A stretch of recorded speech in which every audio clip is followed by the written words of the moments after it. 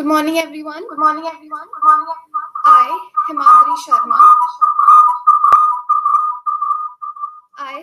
Sharma, Campus Leader of Balaji Institute of Modern Management, BIMM. Your voice is between.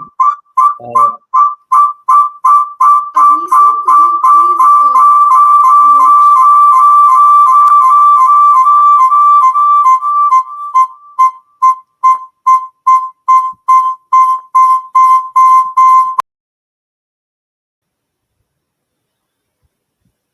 Yeah, now go ahead. Start. Yes.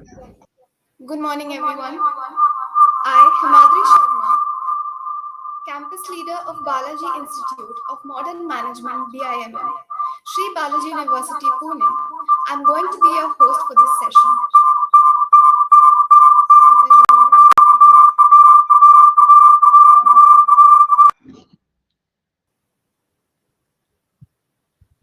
Since the last 3 days, we all have been a part for this conference. Heard so much about NHRDN. However, I'm sure you must be eager to know even more. Yeah, so I'm asking technically to see why this is going on. So there's just a lot of echo. Yeah.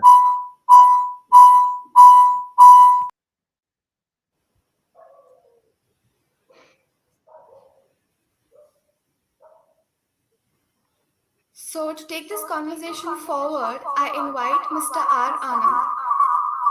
Mr. R. Anand, an alumnus of IIT Madras,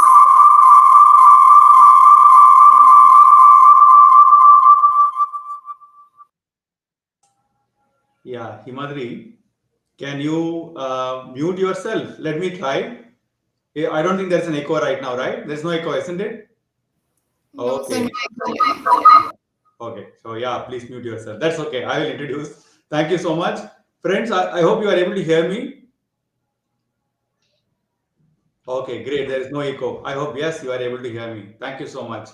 Okay, my name is Anand, and I've been associated with NHRDN for many years, and personally benefited professionally by my association with NHRDN. And I have served in several capacities at NHRDN, including in their national board as well as the national treasurer. I presently am a principal consultant and advisor HR with HCL. I also advise the board of PNB as an external HR advisor, and an author of 2 books published by McGraw-Hill and Sage. And as Himadri said, an alumnus of IIT Madras and XLRI. And I chose HR as a profession very consciously. And I just thought we will spend some time today. We have about 15 odd minutes to give a flavor of how NHRDN's Hrscape can be utilized to really accelerate one's professional development, in the profession. So that's what I had in mind. And please keep chatting. I'm going to look at this. I hope my screen is visible, friends. Is my screen visible?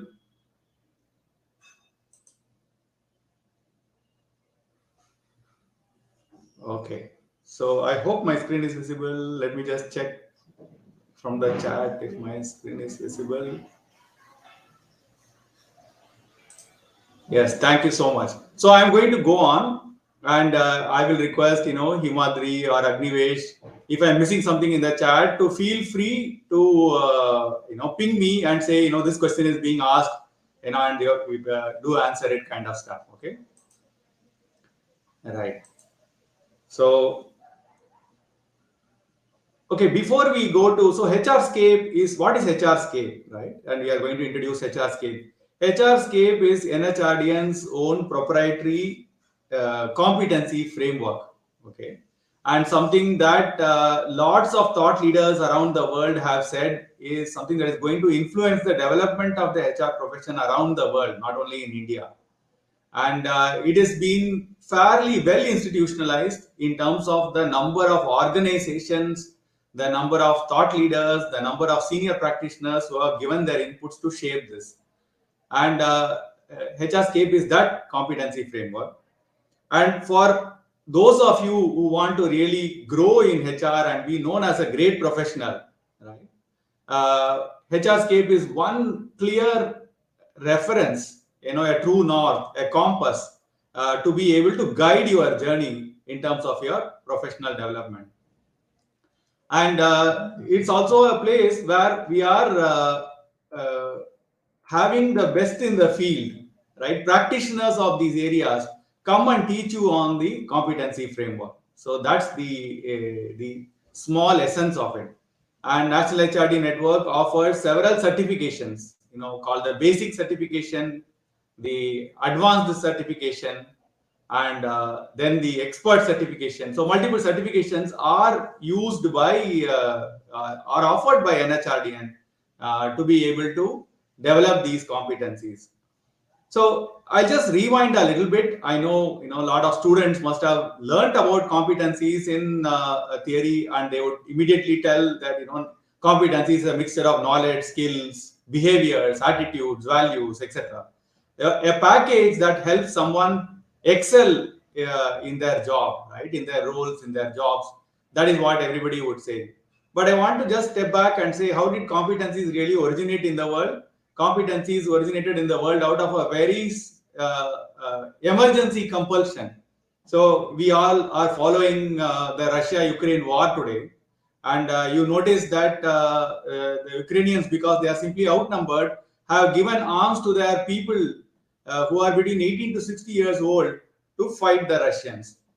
So similar situation existed in World War II, when suddenly countries had to mobilize their civilians to be able to fight invading armies.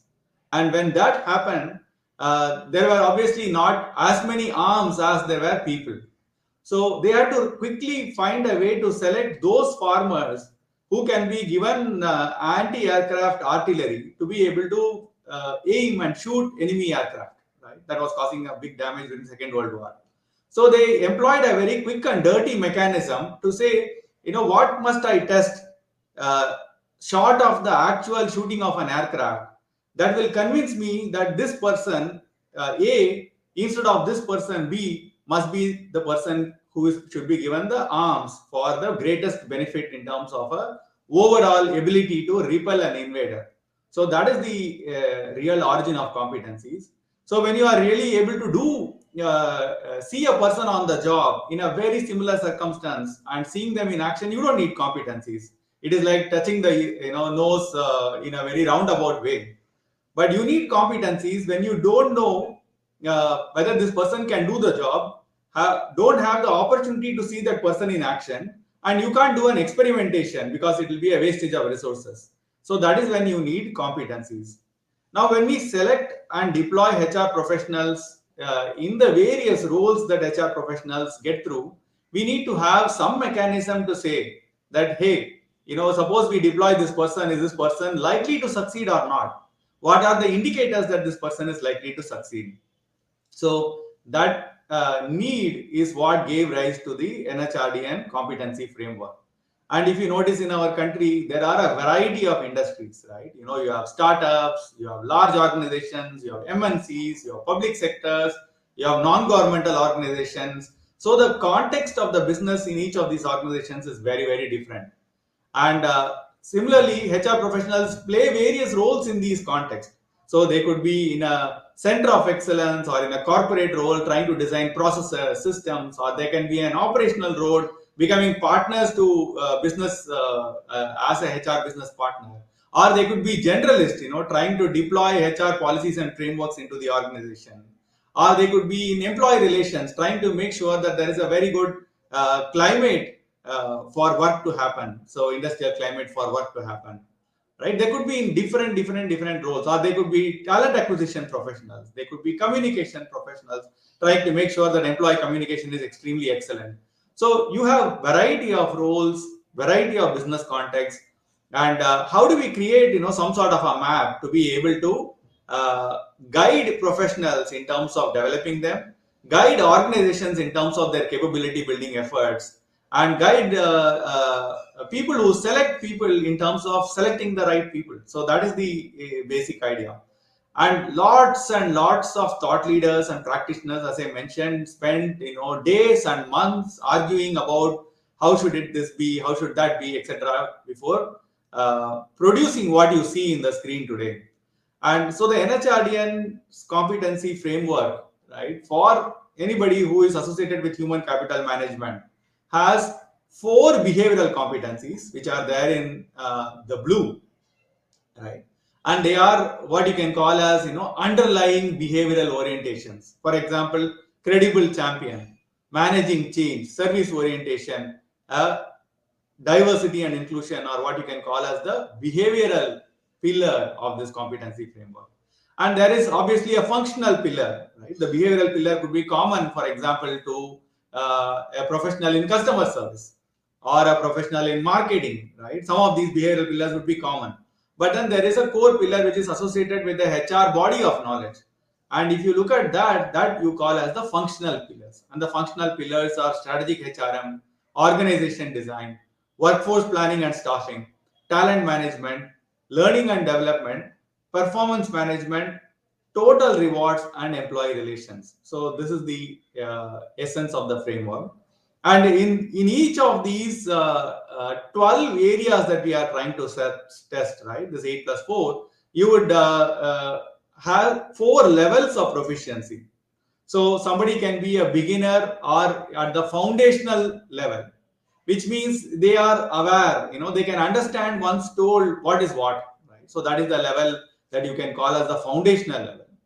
And at the competent level, one is able to deploy this knowledge, skill, attitude into a job fairly independently without close supervision, guidance, etc. So fairly independently one is able to think on the feet, deploy these deploy HR frameworks, processes, right, programs, policies, without too much of a supervision. So you call that as a competent level. And advanced level is when you can deploy them in unusual context or transformational context. So that is the advanced level. And expert level is where you can create and design solutions that didn't exist, that will actually contribute to the body of knowledge, that other people who come after you will refer to it and say, hey, that's something that this person deployed for driving this organizational change and transformation is something that I can reuse because it has got all the elements. It has got a very clean methodology. It has got a very great structure and process. It has got measures. So trying to create new solutions or designs or implements is what you can call as the expert level. So one can be at any of these 4 levels. And typically, when you come into an organization, we would encourage you to get certified at the beginner or the foundational level. I teach myself in several B schools, as part of my give back to society, and I can see that in B schools, in HR is taught more from the psychology, economics, those foundations is where HR is taught, which is very good. And somewhere in the second year, you try to get into the applied side of HR, like you talk about rewards, performance management. Maybe your third and fourth semesters going that.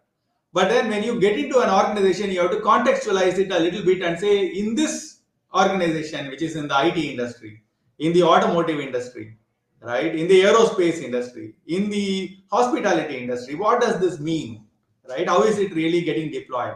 So that awareness and understanding is important to acquire in a context of an organization.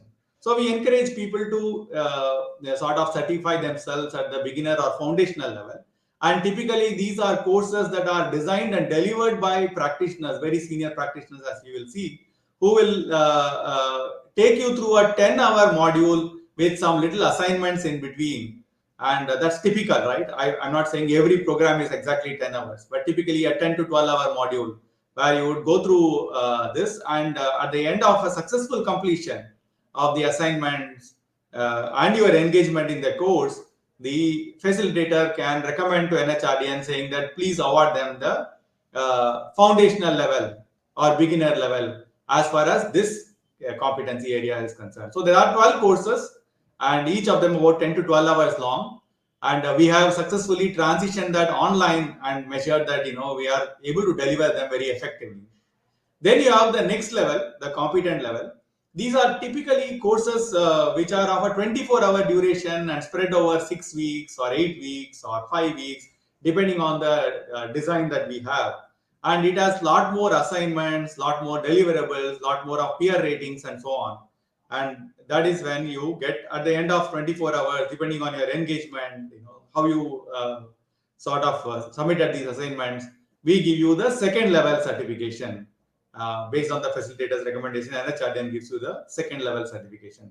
So that's the nature of it. And not only that, we train and deploy people. We have used this framework very extensively across industry contexts.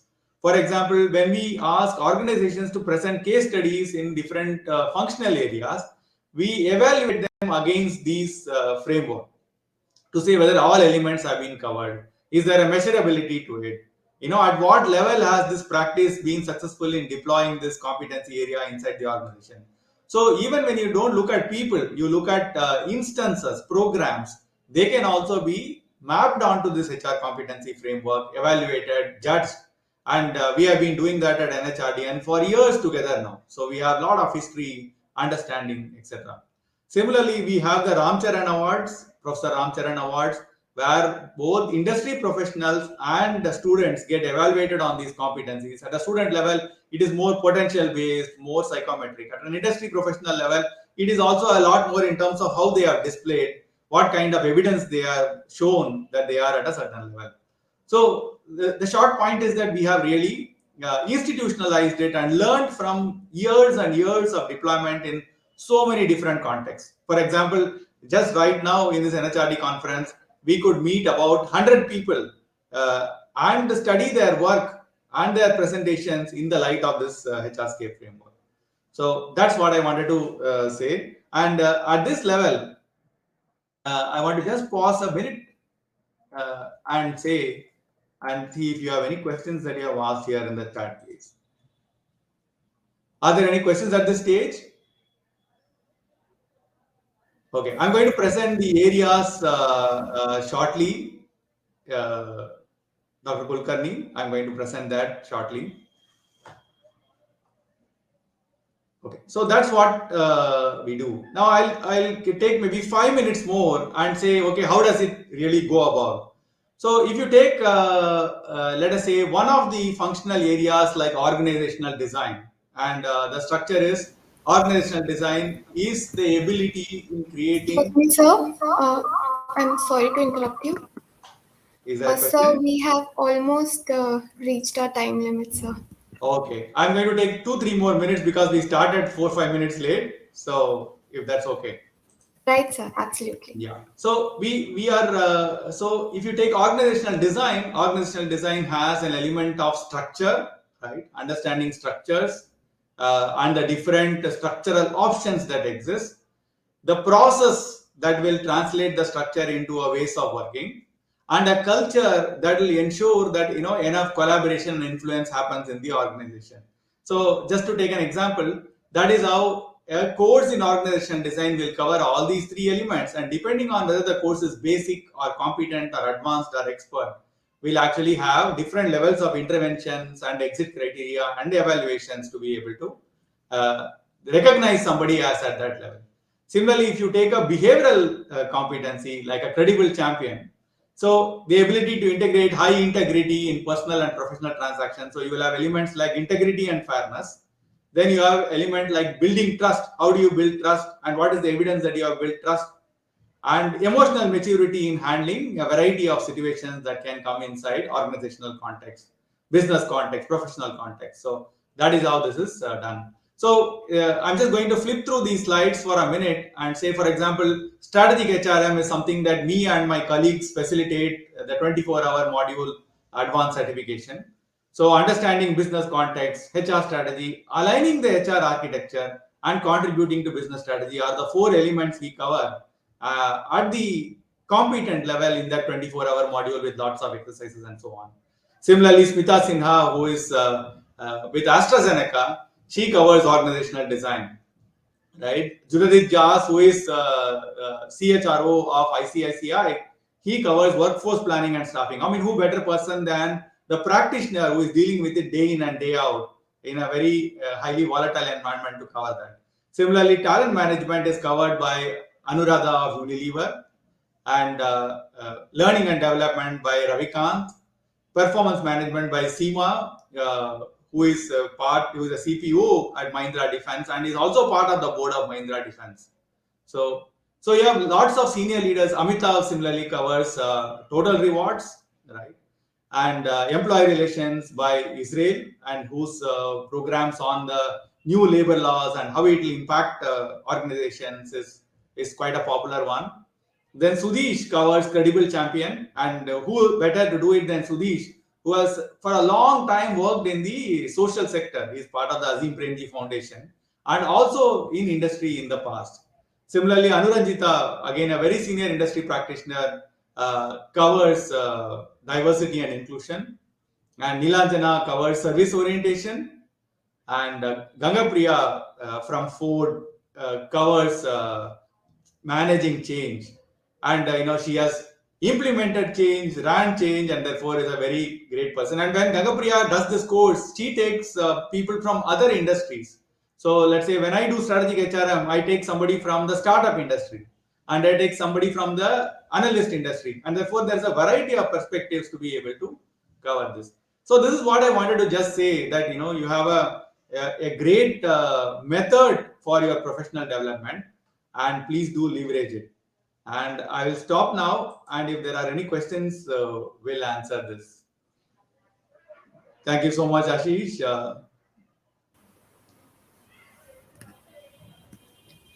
All right, so I believe we do not have any such questions. Thank you so much for the extremely insightful and the And informative sorry, session Madhuri, I that think there is a question you saying gave like, how us. do we enroll? And And NHRDN I does. also thank the lovely audience that we have here for being so interactive and engaging for this whole session. And I would request you all to please join the next session, which is scheduled at 11:50. Thank you so much, Anand sir. Thank you. Thanks a lot. Bye bye.